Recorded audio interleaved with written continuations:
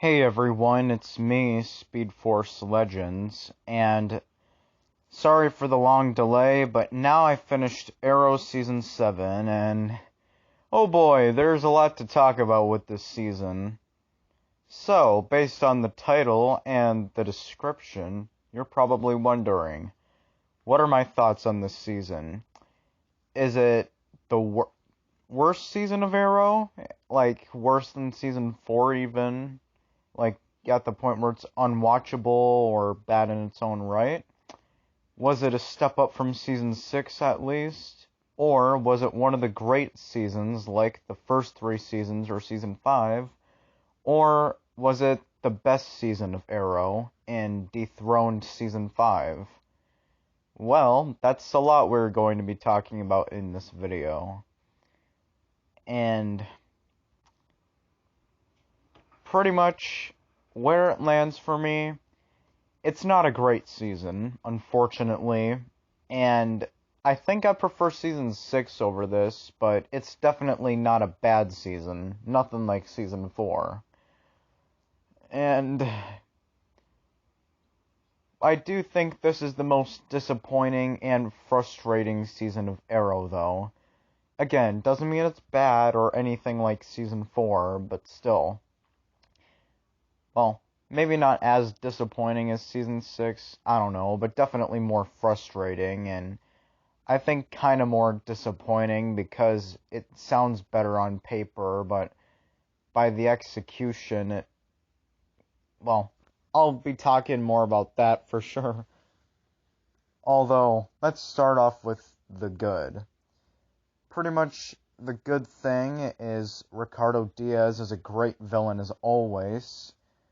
He's very ruthless, and of course, I can't talk about this season without talking about the prison storyline, where it's definitely one of Oliver's most badass moments, and definitely has a better execution of a hero going to prison than The Flash Season 4, because back in these amount of episodes, I thought it was a great season, and probably even better than Season 1, but I'll talk more about that in our ranking video after I watch Season 8. And my favorite episode was the one where he gets out of prison, and it was definitely very fun to watch. Elseworlds, although it was kind of weird in some cases, I do think it was pretty enjoyable, honestly. Again, it was weird, but enjoyable. And I also definitely liked that cliffhanger. I will admit my heart kind of sunk after the whole thing of Oliver dying, which sets up Crisis on Infinite Earths and Season 8, which it was still very crazy. And that's kind of about all I have to say for the good. I'm gonna be going more in the mix category because it's not the worst thing about this season, but still, I wouldn't call it one of the best. It's the flash forwards and how it connects to present day. Well, actually, it's more of a negative than a positive, but mainly because I do kind of like the twist that Mia Smoke is Felicity's daughter, and that William, he's pretty good in this season. Although, another thing I forgot to mention, yes, Elseworlds was weird, like I mentioned before, but it was still enjoyable. I mean, the reason why I say that is because Barry and Oliver switching bodies, like, the actors still play their characters, but it's kind of more confusing to the audience than it is to the show, honestly. Like, Grant Gustin could have been acting as Oliver Queen, while Stephen Amell could have been acting as Barry Allen. Although, and it was kind of, now, I don't know what else to say. Let's just move on to the negatives. Okay, these are the parts where I'm kind of going to be a little bit mean on this season, but I don't hate it at all.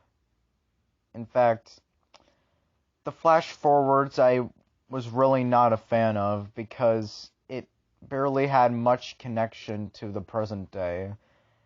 And especially now knowing that it was a setup for a spin-off that was never going to happen, Green Arrow and the Canaries, which could have been really fun to see, and I think we do need that.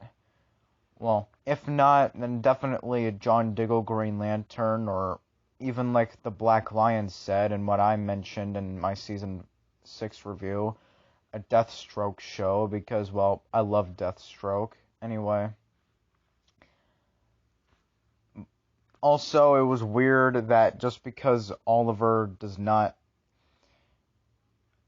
have a secret identity anymore, he never wears his hood or mask, because, well, canonically it makes sense, but still, I don't know. It's kind of like having a Batman movie where Bruce Wayne never wears the Batman cowl. And I also, one thing that really pissed me off is this season did a lot of dick moves that the Flash Season 5 did, where it killed off Ricardo Diaz, or should I say the real main villain, which I will be kind of talking about later, and then replacing him with a lackluster villain, Emiko Queen, who I don't think is like the worst character on the show, but she was not that much of a threat compared to Diaz or any of the past villains. Her motivation was so cliche, wanting to destroy the city. Kind of like Caden James, where he was just a hacker who wanted to destroy the world, let alone being a puppet for Diaz. And this also kind of leads to the part where I'm gonna mention that this season does not have a clear main villain. While in Season 1 it was Malcolm Merlyn, Season 2 it was Slade Wilson, aka Deathstroke, Season 3 Ra's al Ghul, Season 4 Damien Dark, Season 5 Adrian Chase, aka Prometheus, Season 6, well, it's fair to say that Caden James was the antagonist for the majority of it, but really everything he did was all part of Diaz's plan, so that's why he was the main villain in that season. While here it's between Diaz again and Emiko Queen, but Emiko I think would have worked a lot better as just an anti-hero assassin, because let's be honest, she started out as one and kind of had her own out for herself motivation before she went completely against Oliver, and then only killed Diaz because he was a criminal, only just to get defeated by being redeemed. And her story made almost no sense at all. And after they killed off Diaz, except for that one episode where Oliver has a vision of everyone dying and seeing Tommy again, this season felt very boring, and the flash forwards kind of made it more annoying because I kind of wanted the plot to just move on, and after that, the season had no sense of urgency whatsoever, and that kind of really sucks because earlier this season was so good. It was kind of a lot like the Flash Season 6, only even in the whole Eva storyline, it still had some enjoyment, but here, after Diaz, it did not work, and I don't know if I'm being biased, but Diaz would have to be the real main villain, at least in my opinion, because he had more influence over the season, and even after he, Oliver was out of prison, and even after Elseworlds, he was still the main conflict of it all, while Emiko was just a person running around in a Green Arrow suit and then training with Oliver, only becoming a recurring villain of the week to get defeated by turning good. I don't know. I don't think she deserves to be called a main villain, okay?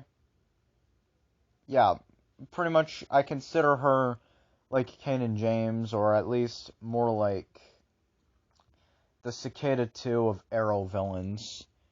The reason why this was the most disappointing season of Arrow is because, despite there being some negative reviews, I thought this would have been one of the best seasons, since everyone loves the prison storyline. We can all agree on that. And I really loved Ricardo Diaz in season 6. He was definitely one of the best parts of that season, so I was glad seeing him as the main villain once again. And good to know that Michael J. White is also in this season. And he's a good actor, just has not played in good movies, except for The Dark Knight. Yes, I'm talking about you, Spawn. Anyway. And then I thought that the whole flash forward stuff would have been cool to see, but no, there was no time travel at all, which thought it was such a stupid move to make. And keep in mind, I've not watched this show back in 2018 or 2019. I really just started watching it months ago, before the new year of the Arrowverse started premiering. So that's why my point of view on the show is kind of different for those of you who have watched the show while it lasts. And mainly people like Oliver Queen, since he thinks of Green Arrow the same way I think of the Flash, and I'm talking about my YouTube friend Oliver Queen, not the character, anyway. And I don't know what else to say. It definitely has more enjoyment than Season 6. I'll give it that, because in Season 6, throughout the whole Kanan James storyline, it was pretty mediocre aside from the Deathstroke episodes and Crisis on Earth X. While Season 7 overcorrects that problem, where after they kill off Diaz, the season, you go like, what the hell is this?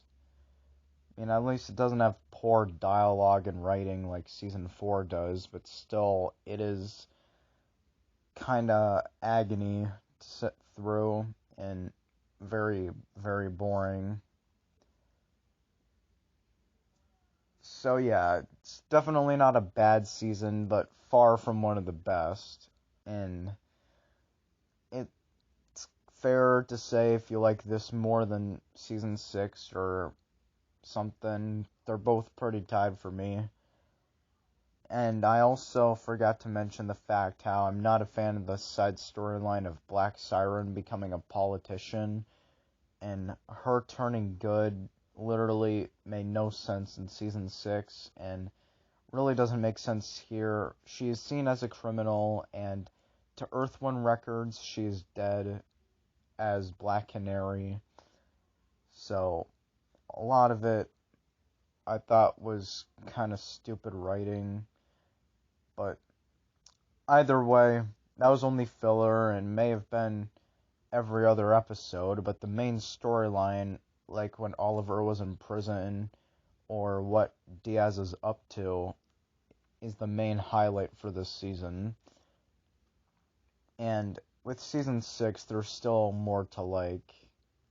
And another reason why I consider Diaz the real villain here in both this and Season 6, and not Kaden James or Emiko Queen, but also because not only was he more threatening, the mastermind, or more influence over the season, and more screen time as a villain, but also, unlike Season 6 and 7 of The Flash, it's not split into graphic novels, and the storyline is still pretty consistent with what it came before it.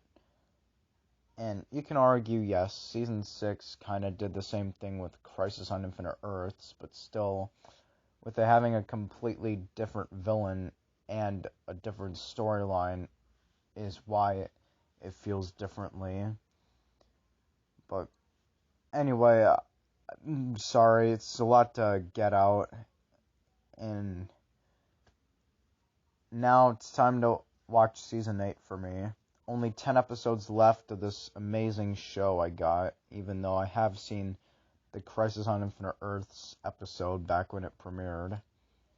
So yeah, let me know what you thought of this season. Let me know what you thought of my review for it. Let me know what your thoughts are on Season 8. And don't forget to supersonic smash that like button and subscribe to this channel if you're new. And yeah. Okay, why did I say that? That was from XR3N. That's all I have to say.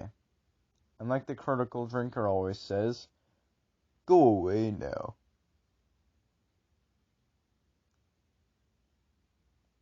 Daddy likes this video.